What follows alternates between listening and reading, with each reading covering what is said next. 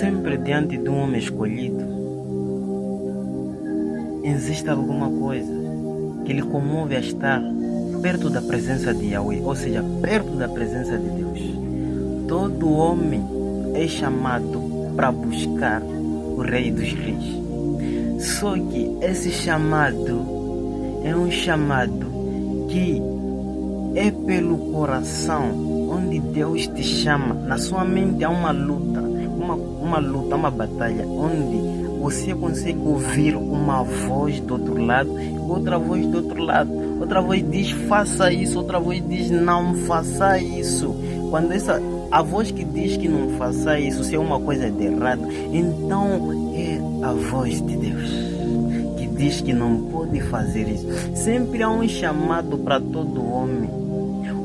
Na fase da juventude, é uma fase em que o homem, o jovem, tem que entender uma coisa, que ele tenha que decidir o que ele quer ser na vida dele.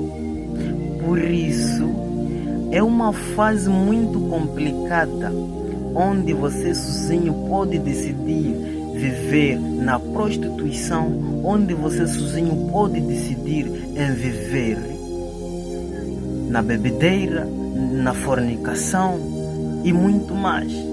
Por isso, a juventude é uma fase em que o homem tem que entender que ele tinha que pelo menos entender que essa fase é uma fase muito complicada, mas torna-se complicada quando você não entende o que você quer ser na sua vida.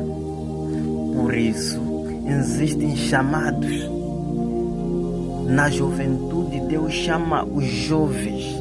Só que muitos jovens não conseguem entender essa voz do alto, a voz do Senhor nosso Deus.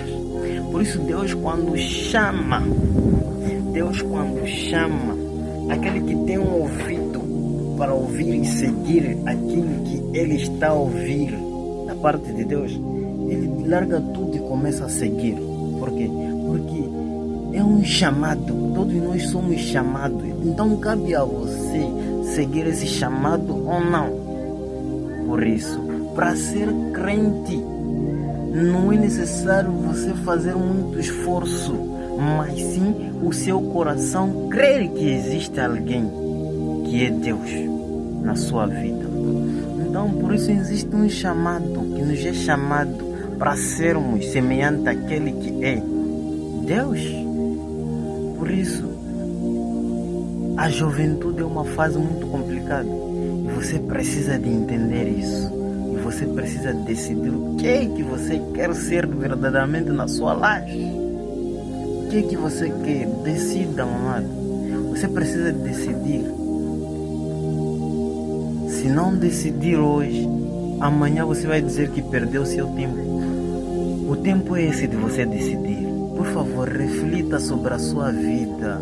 Decida o que você quer ser na vida. Não viva somente a seguir a onda, ou seja, a seguir somente o rumo da vibe da vida.